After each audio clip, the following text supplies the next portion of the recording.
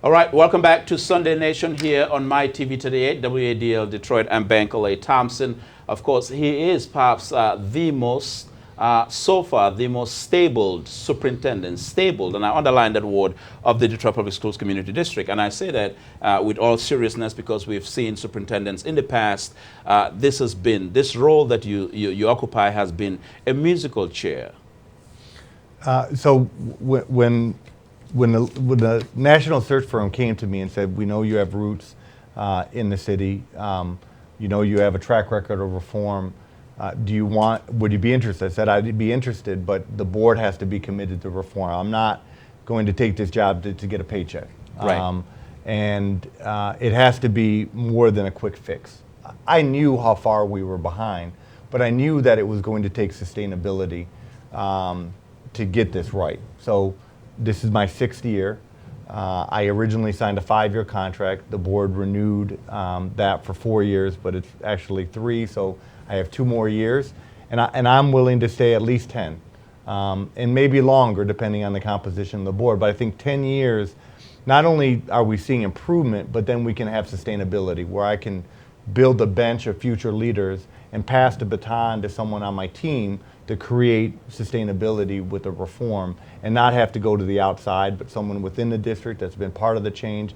That's how organizations improve and are sustainable, not through quick fixes. You can't, if you really are serious about educational reform, you can't do it in a year or 2 years. This district was broken because of emergency management, and I think the systems and processes are much improved in every area, but now we have to move to excellence. And scale that and create sustainability. So I'm proud that I've been here 6 years. Like I said, at the minimum, I here be another 2 years, and I'm willing to do more as long as the board stays focused on the right things. Has board members asked you so far? Are they talking to you about staying beyond 2 years? That conversation hasn't happened. Yeah. I mean, you know, some say, how long are you willing to stay? And I say I can see myself 10 years. Right. After that, I don't know if it becomes too long. Yeah. But I can certainly see 10 years. But no, there's been no formal conversation about another extension. So let me ask you, this question may sound like perhaps, I'm not a psychologist, but perhaps like a psychological question. This district has been broken, like you said, has been beaten down. It's been bleeding for so long, has been destabilized. It's become almost a national mockery, you know, of the, you know, all that is wrong with public education from the state takeover in 1999 and all of that. Given where the district is right now under your leadership, do you feel that the trauma that this district has been through, do you feel that it's in a space where there's a healing process here that is taking place within the district with you at the helm and with an elected school board? Absolutely. I know that because there were a lot of people who lost faith in the district. Yeah, I mean, you know, student achievement has improved, minus the pandemic, where all districts went backwards. And we're going to rebound from that. But enrollment was up before the pandemic, attendance was up, chronic absenteeism up, financially. You know, this district had 80 audit exceptions with millions of dollars in penalties. The past 2 to 3 years, 0 audit exceptions, 0 penalties. We were overseen by the Finance Review Committee, which now, you know, we meet, but they don't have to approve our contracts, our collective bargaining agreements. So the financial oversight is out. Yeah, I had to meet with the federal and state auditors every month because of how skeptical they were with the budget. And now we meet once a year. And teachers coming into the district, staying in the district. So these, you know, go to our board meetings. Our board meeting, you don't have board members fighting against each other or fighting with me. We mostly agree when our disagreements are done behind closed doors in a professional way. And if in our climate and culture surveys, whether it's parents, employees, or students, they're all saying that things are getting better. So I think that we are now functioning like a normal district. Now it's about moving to excellence. Now it's about improving student achievement so that we can be the best urban school district in the country. That's the next phase of this work. The pandemic slowed us because of just the natural challenges, but I think we are pivoting to now moving to excellence at scale. Excellence exists in individual classrooms, individual schools, but it's got to be every school and every classroom with consistency. And that's what we're trying to build in the next couple of years. Let's talk about facilities and improvement, because that's been a big issue even before your arrival as superintendent. The question of, just archaic buildings and, structures that are not considered safe, even health-wise, for students to be. I mean, not conducive learning environments.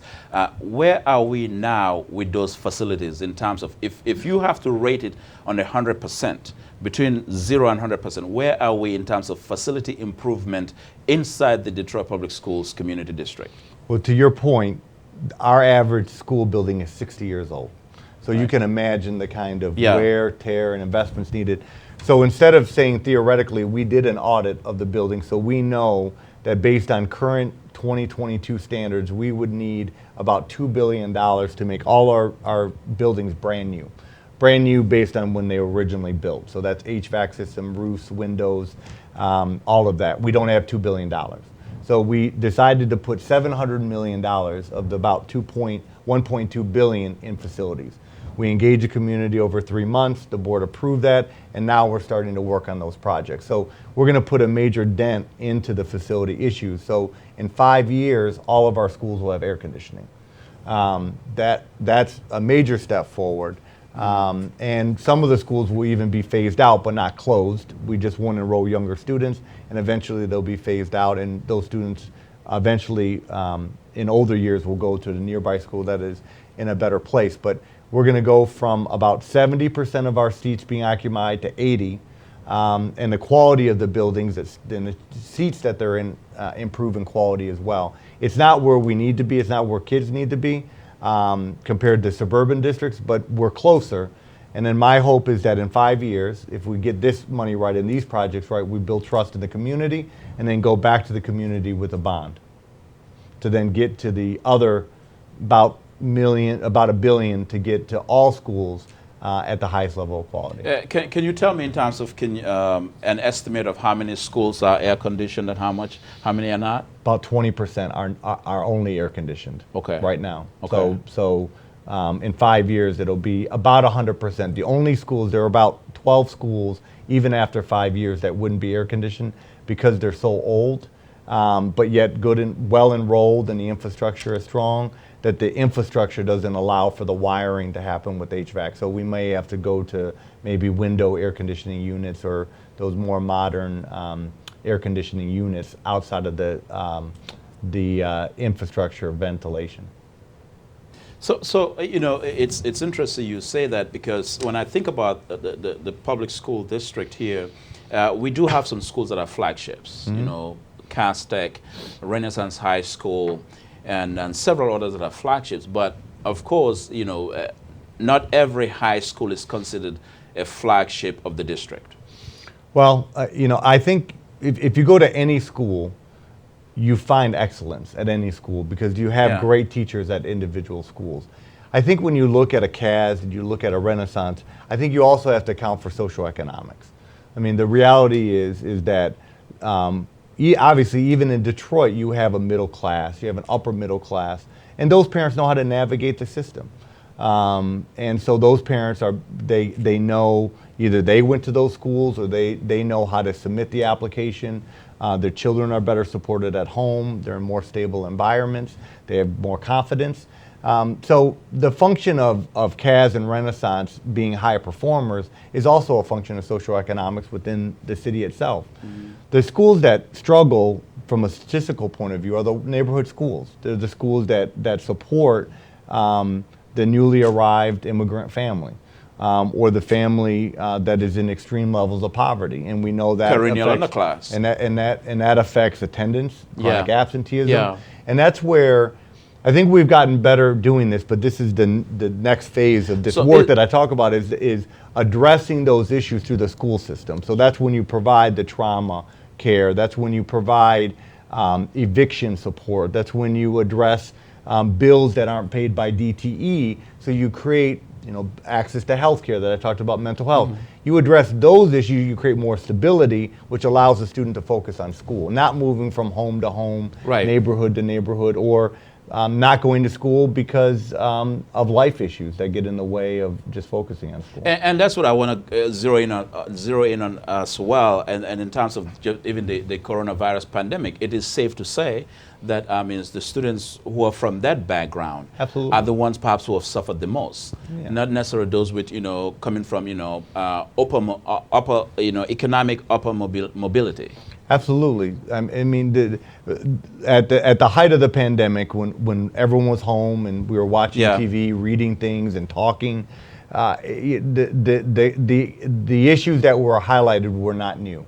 Digital divide, lack of access to health care, support at home educationally with online learning, food security, job security. All these things were surfaced through the pandemic, but these aren't new things. And those things have always had a disproportionate impact on Detroiters and the black community. So obviously the impact of the COVID was greater on our community than others because of the history of race and socioeconomics.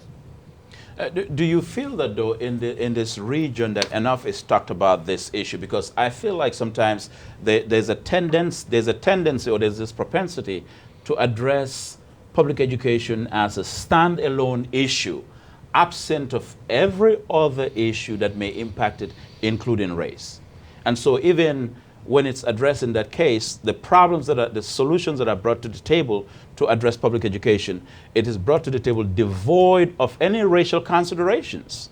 No, they're one and the same. If you don't address the discrepancies in the criminal justice system, if you don't address the discrepancies in employment, if you don't address the discrepancy in health care, those issues affect the child, and that will affect the child's learning.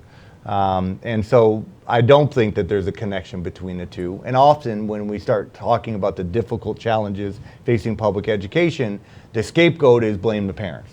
Well, the parents don't care enough, without taking a deeper look and owning the fact that there's a socioeconomic reality that's distracting the family and the parent. Yeah, let's look at the budget here and contracts. Before your arrival, and I've reported this, DPS was considered free lunch. Anybody with connections can go in there. By the end of the week, they get a nice slice of public hard-earned taxpayer money, and that's supposed to go to the kids. And so, and there's been many reports over contracts. I'm just curious though about the procurement process at the district now under your leadership. What is that like? Well, when I became superintendent, I remember asking the CFO for the budgets for each department and how that money was spent. And so, and what was the strategy behind that budget? So the CFO would give me a dollar amount, and I said, okay, this is nice, but how are we spending the money?